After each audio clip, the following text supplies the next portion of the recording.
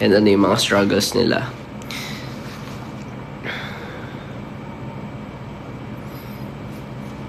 Social ng libro mo. libro. Ayan, libro pre. Okay na? Kalmahan nyo. Minsan kasi pag napaghahalo mo, nagiging konyo. Diba?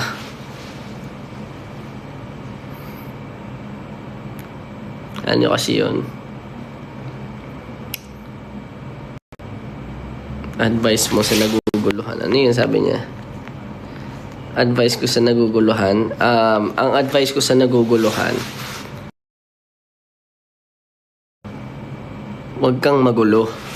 Talaga maguguluhan ka pag magulo ka. Kung ako sa'yo, anuhin mo na lang.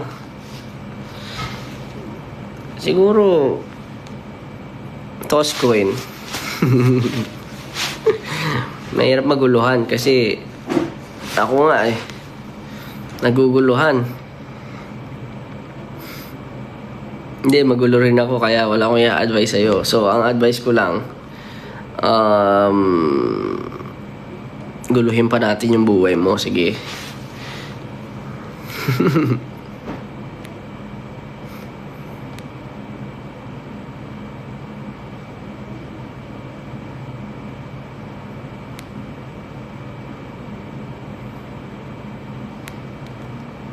Palud be. Anong palud? Kamusta na si Kuya Ngani? Ayun, si Kuya Ngani nandoon sa nagtatrabaho. Laro. Ano gagawin mo sa future mo? What do you mean? Future ko? Ako, future ko. Future ko, gusto ko mag-retire kaagad. Hindi naman fully retired, pero I want to at least live and explore siguro the things that I really want to do then for myself. I'm not saying na kasi nandun ako sa point ng buhay ko na minsan in-overthink ko me as an artist.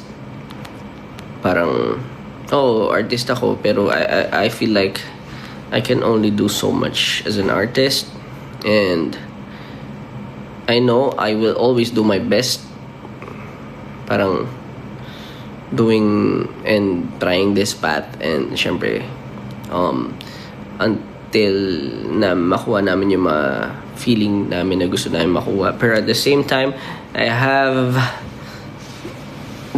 this dilemma na parang until when am I going to chase it, and when can I try other stuff, like parang yun nga, such as iba, diba, sa field naman ng nandun na lang sa back end, nandun sa ako na lang yung nag-strategize and shot call. Kasi I'm spread too thin.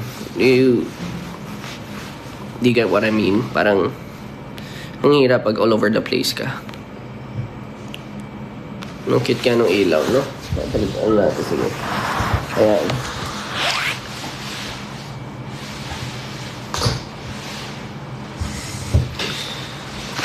So, mahirap pag all over the place ka. Tapos, limited na yung magawa mo. Parang, you have to buy your time, especially for the people who are in their mid-20s.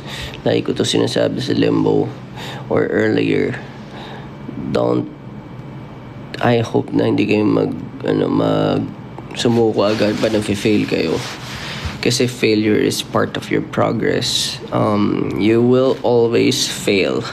I mean, for the first few tries, minsan hindi tayo pare-pareho. And that's the reality. Life itself is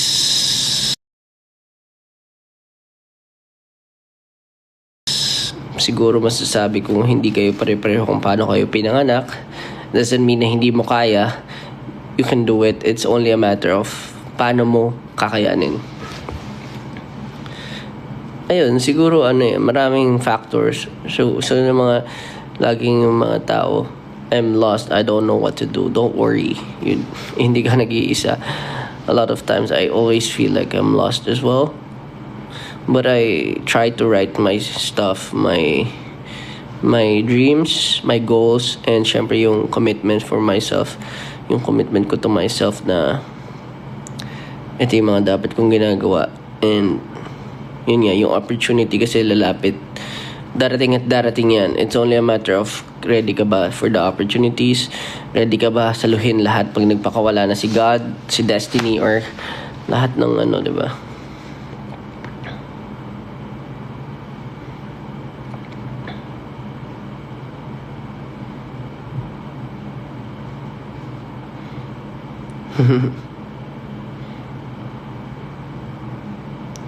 So ayun, ano ba? Ang daming factors in life na gusto ko i-share din. I do this a lot, pero hindi publicly kasi parang it's a scary place to be at, parang ganun, to be in when parang nakikita ng mga tao ng nasa maraming mapupuna ganun. Syempre it's hard. Medyo na, it's hard for me to open up, and recently I try to set boundaries na rin, diba? So I like it better for now. Baka magbago, diba? Ano lang, sa enclosed space, ganun. Pero from time to time I can do this.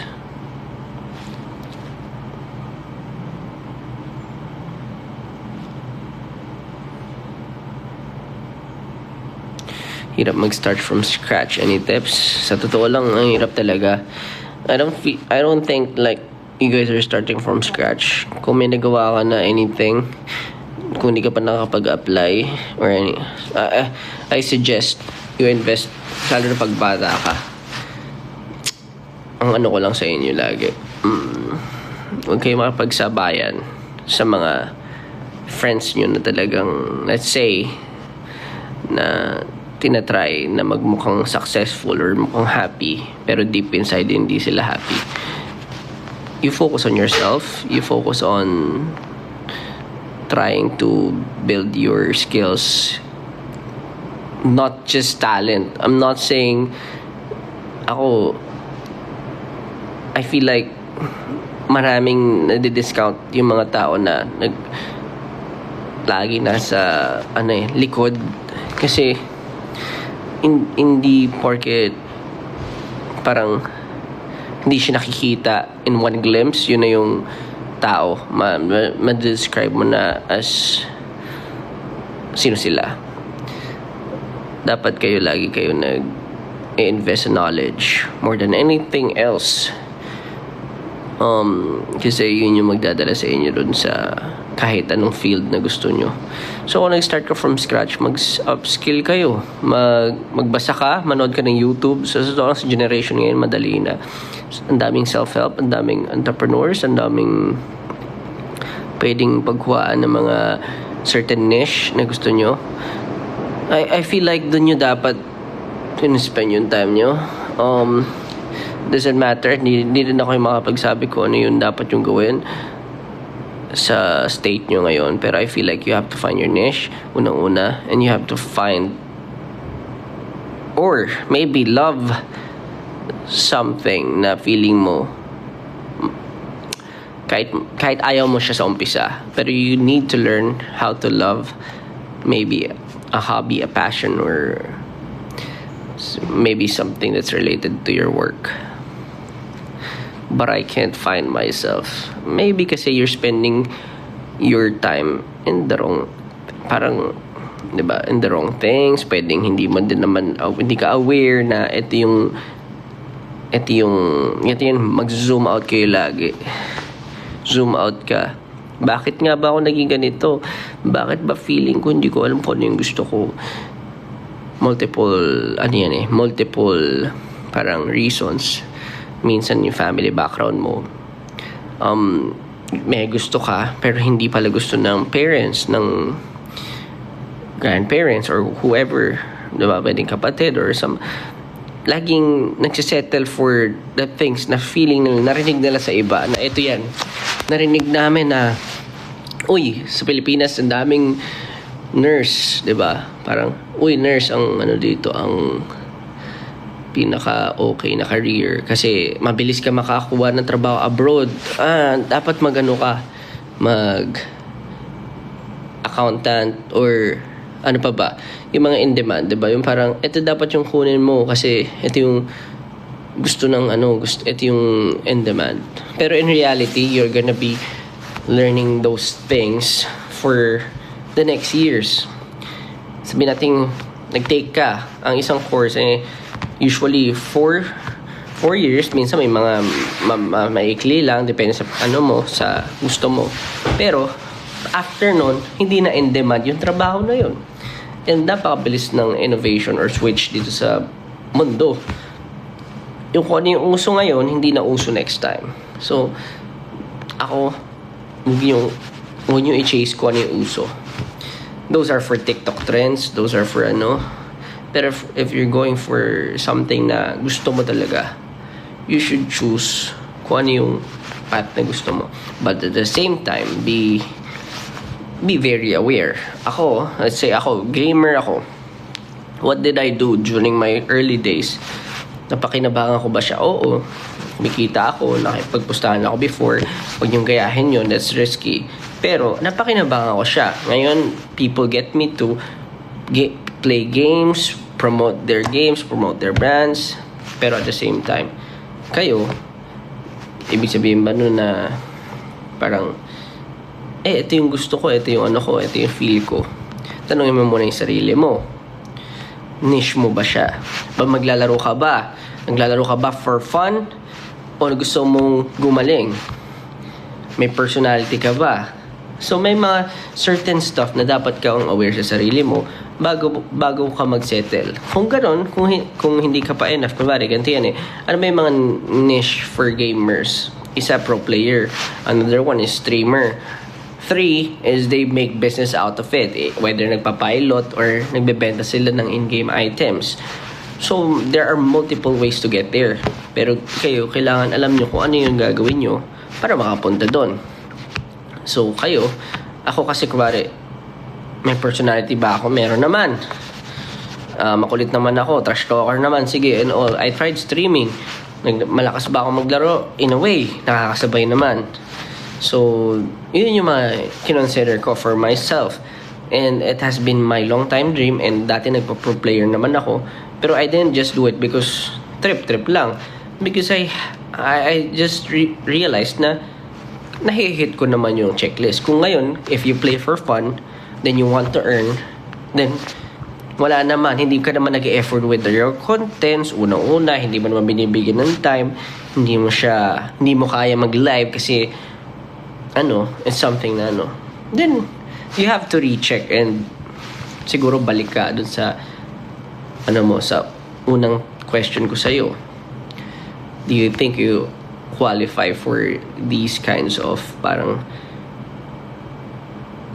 kumbaga skills, or kung ito yung gusto mo, kailangan mo bitawan yung mga comfort zone mo. Ngayon, work on mo yung, let's say, yung content mo, yung personality mo. Hindi mo kailangan lagi maging magpanggap, pero you have to find your niche. Sa iba't ibang types of content, may iba't ibang klaseng personality, may iba't ibang klase rin yung pinapanood ng tao. Ganun lang. Medyo malalim na siya, pero ganun siya nag-work. And ikaw, ganun din yun. And same goes with having a business, having a job.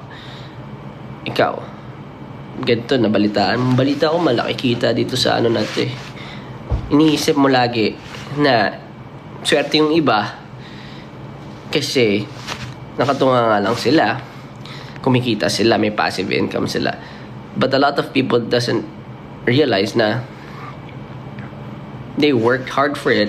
Kumagat ilang years of experience para ma-achieve nila yung level of discipline or yung paano nila buy back yung oras ng isang tao at yung skill nila. You have to replicate yourself. Mahirap siyang i-explain, pero you'll know soon. You'll get there. So, pagka ganun, ito yung misconception ng mga tao.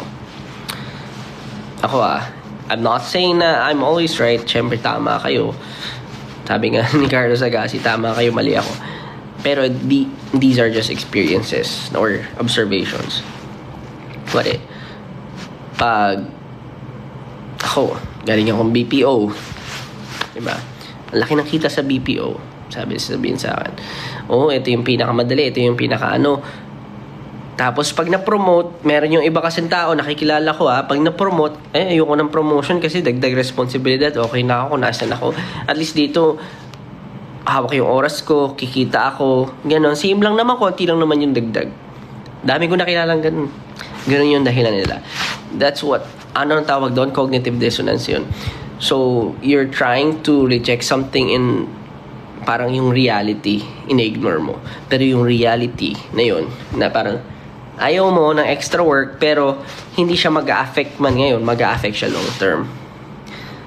Parang ganun yun Kuwari, ayoko ng daily responsibility. Oo, ngayon, for now. Pero in the long run, hindi mo naisip na kung tinanggap ko yun, baka tapos na miss out mo yung mga opportunities ngayon na sana TL ka na, sana may nakita kang another job na ito yung required, ito yung kailangan na skills, tapos ang laki ng sahod, hindi mo nakuha. So it doesn't matter. Yung pera, don't always chase the money. Chase the skills, chase the knowledge, and chase the experience. I always tell myself, it's better to fail than trying nothing at all. Ang dami kong investments, ang dami kong businesses, ang dami kong pinasok, nag-fail. And it's okay. It doesn't matter. Kasi ang totoo niyan, in the long run, kita-kit sa finish line. Ganun yun. So, ang buhay, hindi naman yan 5 years lang. Diba? 5 years, doon mo na matitel lahat. No. You need to have a long-term goal. But ito din, na sinabi ko sa limbo. But in order to get there, you need to know how to take care of yourself.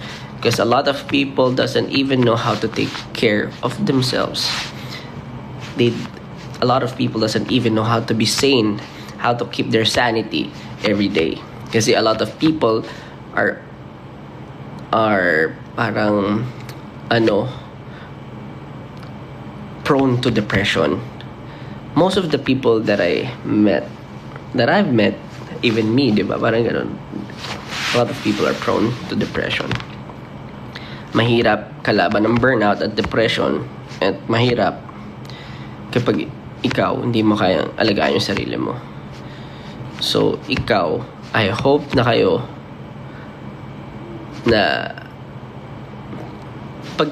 alam mo yun, you need to know yourself.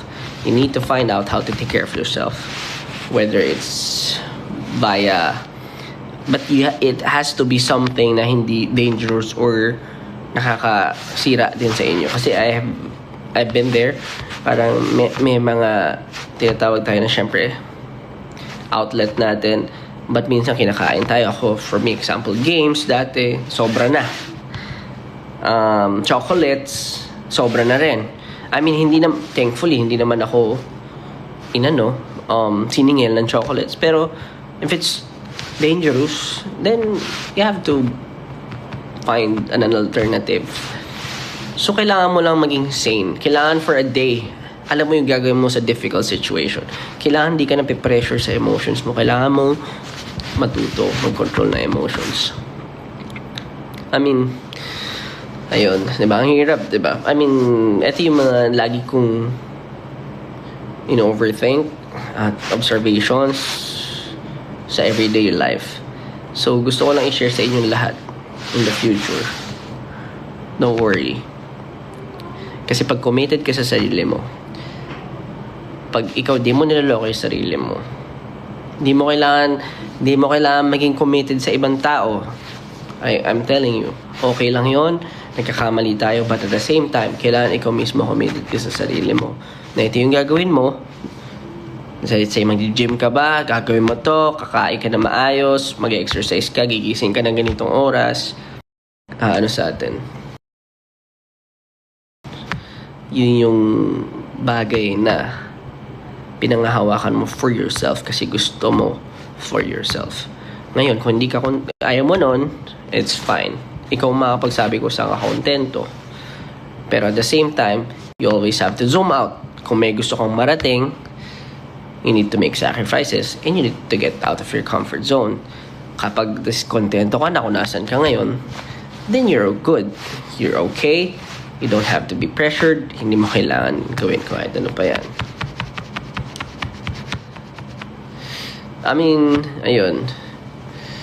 Maraming pa akong sinishare. Marami pa akong napagkakwentuhan. Pero I guess,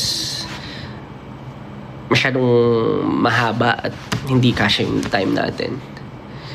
So, just wanna share it to everyone kasi I feel like it should be heard. Ganun, parang at least alam niyo yung mga glimpse of the ideas that I discuss.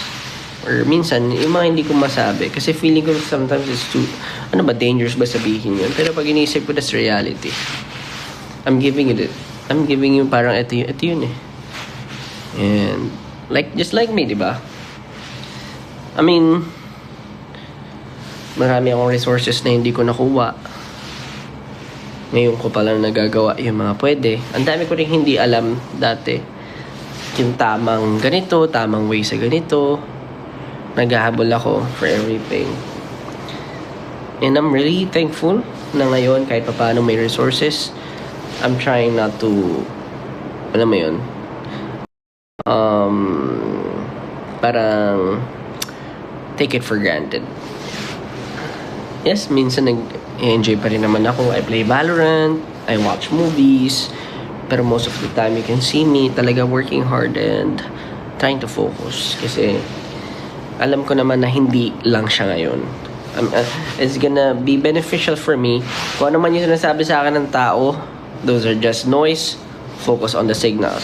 Ang dami dyan, maraming sasabihin sa'yo, pangit, ganyan-ganyan, guguluhin yung utak mo. Minsan pinapatulan ko, minsan hindi. Pero at the same time, I always try to be I just try to be better for myself. And syempre, dahil I care for the people around me, I try to be better for the people around me as well. But most importantly is you be committed to yourself. Kasi yun yung promise mo. Pag may promise sa sarili mo, kilala mo yung sarili mo, alam mo yung tendencies mo, alam mo yung pwede mong gawin. So, ayun. I hope na pag sinasabi ng mga tao na I don't know what to do with my life, I'm lost, don't worry, you're not the only person who doesn't know what to do with your life. Kaya kailangan ka lagi nag-ready. Nag-ready ka. Doesn't matter kung walang nangyayari. Sabi ko nga, what if may anak ka, may pamilya ka, mas mahirap. If bata ka pa, nandiyan ka pa sa anak po, ang dami mong pwedeng magawa for yourself, even for the entire Philippines, even for the entire world. You can change the world. Yung knowledge na meron tayo, swerte-swerte natin, di ba? Kaya natin mag-isip. Alam mo, araw-araw ko naiisip yun na swerte ng tao kasi kaya natin mag-isip more than anyone else in the world. Kasi yung mga animals, mga mammals, hindi naman katulad natin.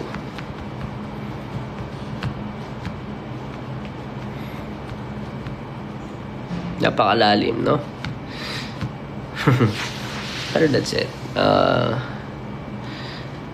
There are lots of parang topics and parang din yan, parang medyo debatable din. And I'm not saying na lahat ng sinasabi ko is tama. That's up to you guys. Ako, I'm coming from my experiences and I just want to share it.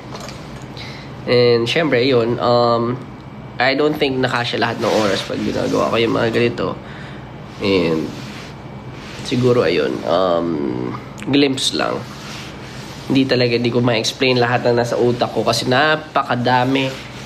Some things are parang debatable or medyo weird or parang spontaneous ganun. Minsan bato-bato sa limbo ganun. Pero anyway, I think yun lang, we're running out of time. We will launch the official logo of Limbo. Gusto ko lang sabihin na ano,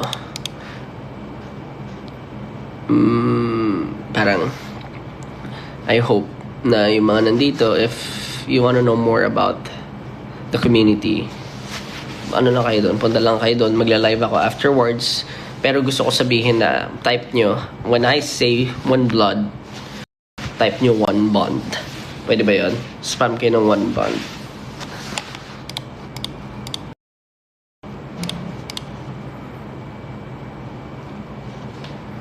Okay.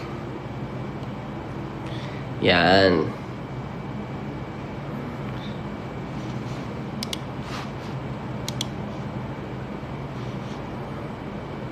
You already? Yun. Teka, tanongin ko sila kung pwede tayo mag-click ng profile picture. Ito na.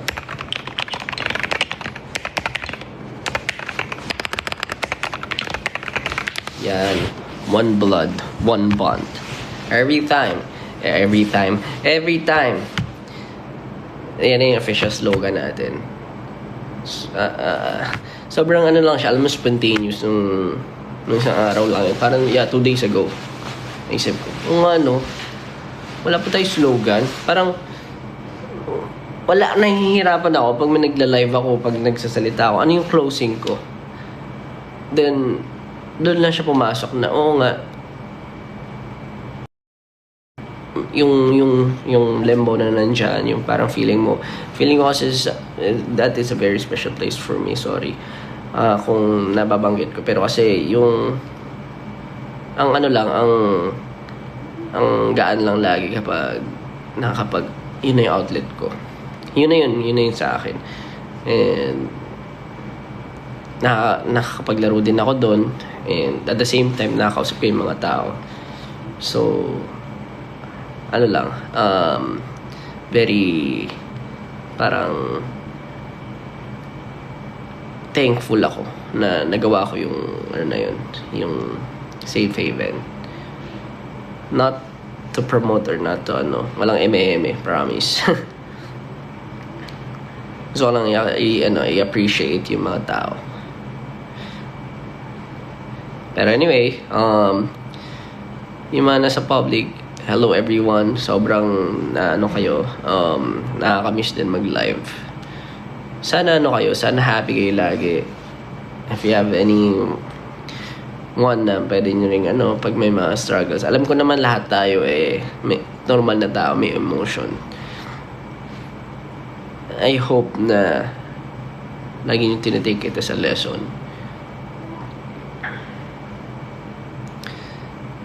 Tapos ayun, para sa mga members, magbibigay kami ng yung yung official slogan. Pwede nyo gamitin sa mga social medias nyo, indicate nyo sa mga profile pictures nyo.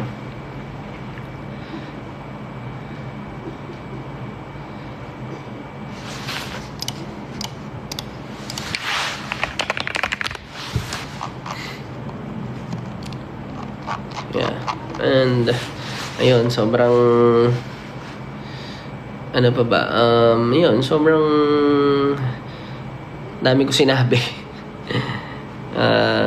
Natawa ako. Actually, nakita ko yung mga edit nyo sa akin about sa di na nga ako nag-post. Inano nyo pa rin ako. Mga walang iya talaga tong mga taon. Hindi na ako nag-post nung pumunta ako sa isang party. Ang bebelis nyo talaga. Pero yun, alam mo, thankful ako sa mga tao doon. Gusto ko lang shout out syempre yung mga nakasama ko doon. Syempre Yuri, nandyan na yan. Flo G, shout out sa napalupit na album. Ibang klase yung pagkayanig niya rin sa Pilipinas, at ibang levels yung ginagawa ng hip-hop community at lahat ng OPM artists dito ngayon. Talagang nile-level up pa nila. I hope na magpatuloy pa. Sobrang excited ako for what's next. Ano mo yun, yung mga pwedeng mangyari sa OPM. Nakakatuwa kasi lahat yan Yun tulad ng sinasabi ko kanina. Zoom out. In the next 10 to 5 or 5 to 10 years. It's not just us, even kayo. Meron sa inyong mga nanonood man dito, may na-inspire gumawa and all. Pwedeng kayo yung mga susunod na, I'd say, yaman ng Pilipinas. Yun talaga. Promise. Hindi nyo man napapansin yun, hindi nyo man na-realize ngayon yun. Malalaman nyo yun after a few years.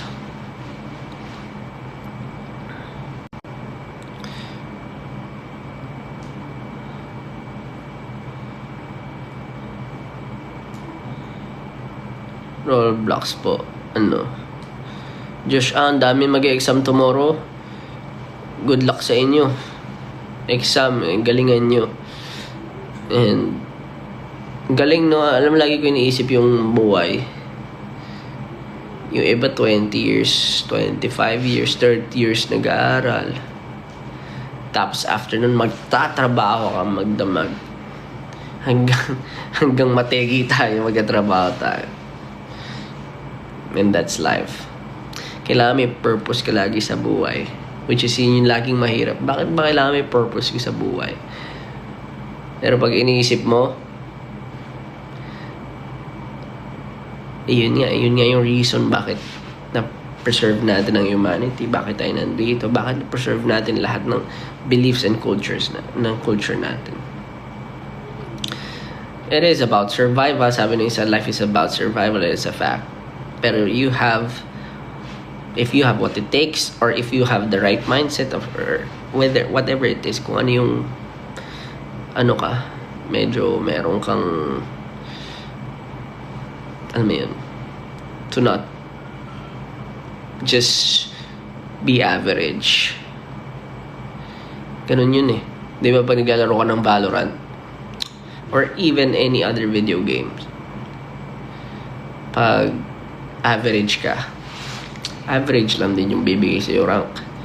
Pero pag tinry mo na higit pa sa kung ano yung ina-expect sa'yo or ano yung usual na ginagawa ng iba, mga big brain plays, yung mga weirdo stuff na hindi ina-expect ng tao na gagawin mo, and with proper discipline and commitment, doon nagiging top 1% of the game. Basta marami akong analogy about it. Pero yun, next time na ulit. Pasensya na sa mga kawirduhan ko. Gusto ko lang kamustahin kayo lahat, to be honest. Gusto ko lang talagang magdalo ulit. At sana okay kayo lahat. Sana kung ano yung mga ginagawa nyo, exams, trabaho, responsibilities, and struggles, you guys are okay.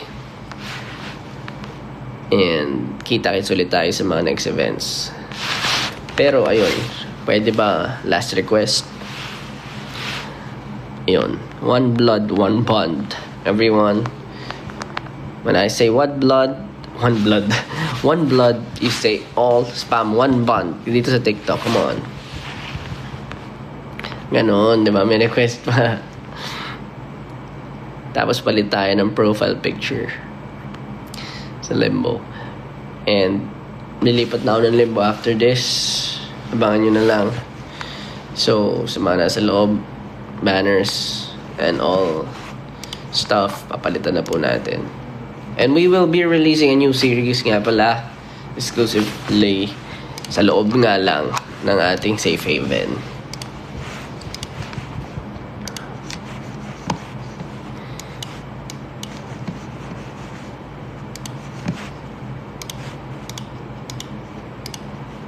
Ayun, I want you all to syempre join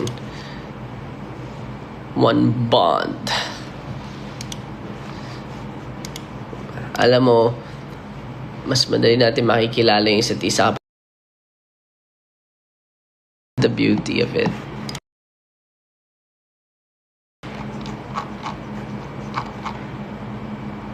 May nagsabi, half-blood daw. Half-blood lang yata lang. Basta kalokohan, hindi kinaubusan, no? Half-blood.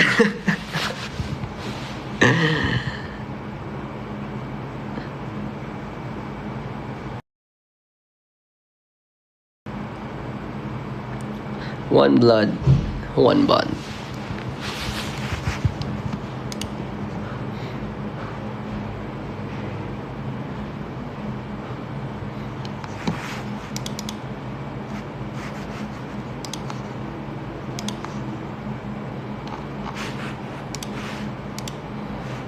So ayun, maraming salamat guys. Lipat na ako sa Limbo.